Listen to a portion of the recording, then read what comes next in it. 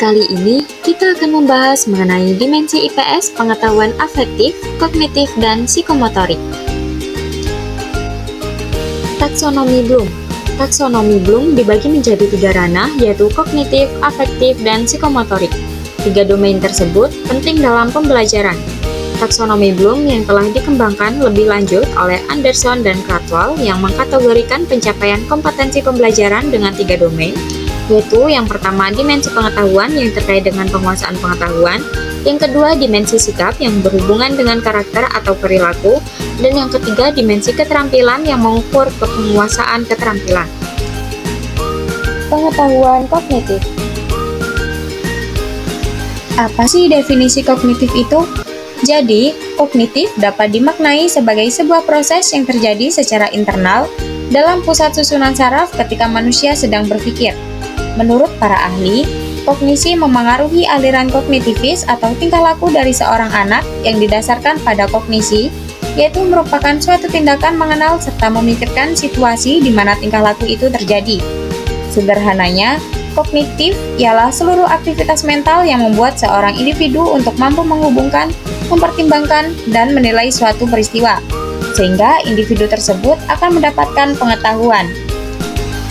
Kognitif menurut Piaget yaitu kegiatan seorang anak bagaimana ia beradaptasi dan menginterpretasikan objek serta kejadian-kejadian yang terjadi di sekitar dirinya. Teori belajar kognitif. Dalam teori belajar kognitif ini tidak hanya berbicara tentang stimulus dan respon saja, melainkan juga bagaimana perilaku seseorang dalam mencapai tujuan belajarnya. Prinsip teori belajar kognitif. 1. Proses belajar lebih penting daripada hasil. Mindset berpikir seperti itu akan lebih menghargai proses yang dilalui seseorang. Ini penting dalam pembelajaran mencapai tujuan pembelajaran, yaitu tekun dan rajin. Pertama kali, bangunlah mindset berpikir yang benar terlebih dahulu agar tidak salah ke depannya. Yang kedua, persepsi dan pemahaman. Kemampuan menjaga persepsi dan pemahaman tentang proses adalah hal utama. Pencapaian tujuan belajar menunjukkan tingkah laku seorang individu. Ketiga, belajar bertahap. Materi belajar dipisahkan menjadi komponen kecil, lalu dipelajari secara terpisah. Belajar dari yang mudah terlebih dahulu hingga yang paling susah. Tahap-tahap pembelajaran harus dilalui secara serius oleh sang pembelajar. Yang keempat, pembelajaran harus aktif. Keaktifan peserta didik saat pembelajaran merupakan suatu keharusan. Syarat wajib ini menentukan keberhasilan seseorang dalam mendapatkan informasi dan ilmu pengetahuan. Yang kelima, berpikir kompleks. Berpikir kompleks berguna untuk memahami informasi secara lengkap dan tepat, sehingga pemahaman pun tidak setengah-setengah akan suatu informasi. Selanjutnya yaitu tahap perkembangan kognitif. Yang pertama, tahap sensori motor, yaitu 18-24 bulan. Pada tahap ini, bayi mulai mampu mengembangkan akalnya untuk memahami dunia luar melalui indera sensorik dan kegiatan motoriknya. Adapun ciri-ciri yang bisa kita lihat, yaitu yang pertama, melihat dirinya sendiri sebagai makhluk yang berbeda dengan objek di sekitarnya. Yang kedua, mencari rangsangan melalui sinar lampu dan suara. Yang ketiga, suka memperhatikan sesuatu lebih lama. Yang keempat, mendefinisikan sesuatu dengan memanipulasinya. Yang kelima, memperhatikan objek sebagai hal yang tetap, lalu ingin merubah tempatnya. Yang kedua, tahap praoperasional, yaitu 2-7 tahun. Pada tahap ini, anak belum bisa mengoptimalkan kemampuan kognitif tersebut. Artinya, anak belum bisa melogika sesuatu.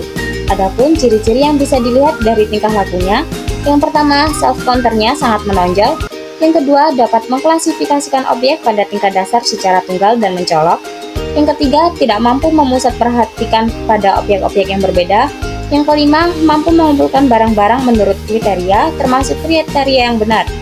Yang keenam, dapat menyusun benda-benda secara berderet, tapi tidak dapat menjelaskan perbedaan antara deretan.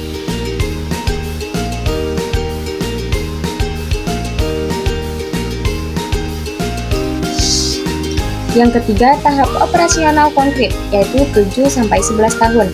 Pada tahap ini, anak mulai bisa berpikir secara rasional dan terorganisir. Artinya, anak sudah mulai berpikir secara logis saat mengalami atau melihat sesuatu di sekitarnya. Adapun ciri-ciri yang bisa dilihat dari tingkah lakunya, yang pertama, anak sudah mulai menggunakan aturan-aturan yang jelas dan logis. Yang kedua, memiliki kecakapan berpikir logis.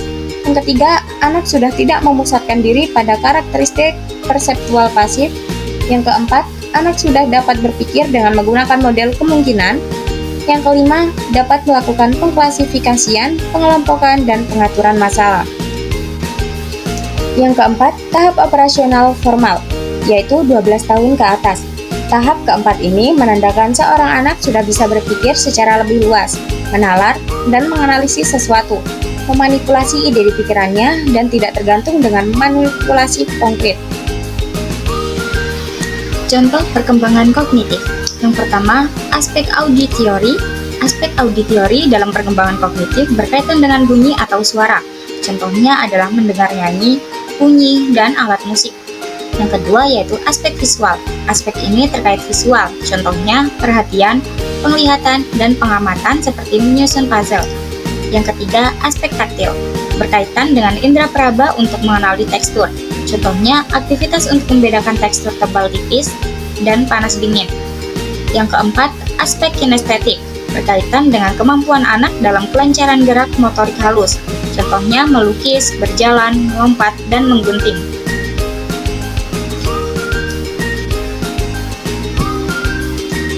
Aspek yang kelima yaitu aspek artimatika, berkaitan dengan kemampuan berhitung serta kemampuan dasar matematika anak.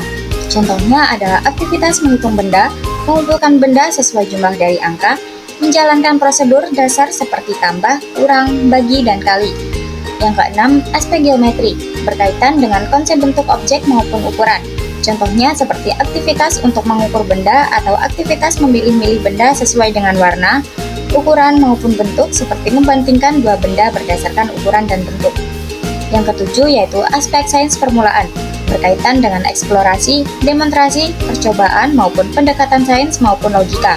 Contohnya seperti aktivitas ketika menjalankan percobaan fisika yang sederhana, eksplorasi dari berbagai benda yang ada di lingkungan, serta diskusi mengenai objek maupun fenomena tertentu. Pengetahuan afektif. Afektif adalah segala sesuatu yang berkaitan dengan sikap, watak, perilaku, minat, emosi, dan nilai yang ada di dalam diri setiap individu. Menurut beberapa ahli, afektif ini erat kaitannya dengan kognitif. Mengapa demikian? Karena semakin tinggi tingkat kekuasaan kognitif seseorang, semakin mudah untuk memperkirakan perubahan perilakunya. Jika ditinjau dari pembelajaran di kelas, hasil pembelajaran bisa berdampak pada perubahan tingkah laku peserta didik. Kognitif menurut David R. Hartford, perilaku yang memberatkan perasaan, emosi, atau derajat tingkat penolakan atau penerimaan terhadap suatu objek. Selanjutnya yaitu ranah afektif. Yang pertama, menerima atau memperhatikan. Aspek ini merupakan aspek yang menekankan adanya rangsangan atau stimulus dari luar. Rangsangan itu bisa berupa masalah, situasi, atau gejala lain. Pada aspek ini, peserta didik diarahkan agar bisa menerima nilai-nilai kebaikan yang diperoleh dari pembelajaran. Misalnya, tidak pernah mencontek saat mengerjakan tugas, datang ke kelas tepat waktu, rajin mengerjakan PR, dan sebagainya. Yang kedua, menanggapi atau responding. Pada aspek ini, peserta didik bisa melibatkan dirinya secara aktif dalam suatu kejadian dan memberikan reaksinya. Contohnya, muncul keinginan peserta didik untuk mempelajari hal-hal tentang bela negara. Ranah afektif yang ketiga yaitu menilai atau menghargai. Pada aspek ini, peserta didik sudah mampu memberikan penilaian suatu kejadian itu baik atau buruk. Tidak sampai situ, mereka bisa menilai sesuatu. Mereka akan berusaha untuk mengimplementasikan sisi baiknya dan menjauhi sisi buruknya. Misalnya, bermula dari sekolah, seorang peserta didik mampu menerapkan kedisiplinan di rumah, masyarakat, dan dimanapun ia berada. Yang keempat, yaitu mengatur. Pada aspek ini, peserta didik sudah bisa mengombinasikan dua nilai berbeda sehingga menjadi satu nilai baru yang bersifat universal, sehingga terbentuk perbaikan nilai secara umum. Contohnya, keikutsertaan peserta didik di ajang penegakan hukum nasional. Ranah afektif yang kelima yaitu karakteristik dengan suatu nilai. Aspek ini merupakan aspek tertinggi di ranah afektif karena peserta didik sudah mampu memadukan semua nilai, sehingga tercermin dari kepribadian beserta tingkah lakunya. Artinya, pada aspek ini sudah tertanam nilai-nilai yang secara konsisten membentuk kepribadian peserta didik. Pengetahuan psikomotorik.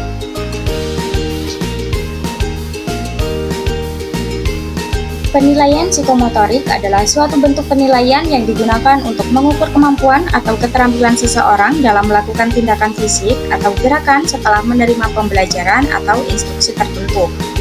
Dalam buku Kajian Penelitian Pembelajaran Ilmu Pengetahuan Sosial yang ditulis oleh Suwardi, pengertian psikomotorik adalah bagian dari penilaian yang mengukur keterampilan atau kemampuan fisik seseorang setelah menerima pembelajaran.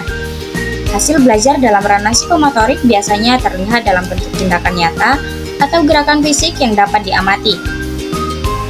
Aspek psikomotorik mencakup beberapa elemen yang menggambarkan kemampuan fisik seseorang. Beberapa aspek utama dari psikomotorik meliputi menirukan. Menirukan merupakan salah satu kemampuan seseorang untuk meniru gerakan atau tindakan yang mereka lihat. Kemampuan meniru dapat menjadi sempurna jika mampu memodifikasi dengan baik. Yang kedua, memanipulasi. Kemampuan memanipulasi melibatkan kemampuan untuk mengambil apa yang telah dipelajari dan menggunakannya dengan berbagai cara yang mungkin berbeda dari apa yang telah dipelajari. Yang ketiga, ketetapan atau presisi. Kemampuan ini berkaitan dengan sejauh mana seseorang dapat melakukan suatu tindakan dengan benar dan tepat. Ketepatan dalam pelaksanaan tugas penting dalam penilaian psikomotorik. Yang keempat, pengalamiahan. Kemampuan pengalamiahan mengacu pada kemampuan seseorang untuk menguasai keterampilan atau gerakan yang telah dipelajari dan bahkan mampu mengubah atau mengadaptasi mereka dalam berbagai situasi. Yang kelima, artikulasi. Artikulasi adalah sebuah kemampuan yang melibatkan penciptaan gerakan atau tindakan baru berdasarkan pada apa yang telah dipelajari sebelumnya. Seseorang dapat menciptakan gerakan kreatif berdasarkan pemahaman mereka. Contoh konkret penilaian psikomotorik. Yang pertama, penilaian berdasarkan tingkah laku. Guru atau pendidik mengamati tindakan fisik peserta didik saat menerapkan apa yang telah dipelajari dalam pelajaran tertentu. Yang kedua, melakukan tugas portofolio. Tugas portofolio adalah bagian dari penilaian psikomotorik di sekolah. Setelah menyelesaikan tugas kognitif, peserta didik diberikan tugas portofolio yang melibatkan penggunaan keterampilan yang telah mereka pelajari. Contoh konkret penilaian psikomotorik yang ketiga yaitu tugas. Tugas singkat yang harus diselesaikan oleh peserta didik seperti membuat sesuatu berdasarkan materi pelajaran yang telah diberikan dan lain sebagainya. Yang keempat yaitu kemampuan menulis. Kemampuan menulis adalah salah satu contoh awal dari penilaian psikomotorik ketika seseorang memasuki pendidikan formal. Kemampuan ini melibatkan penggunaan keterampilan tangan dan kognitif untuk menghasilkan tulisan yang baik.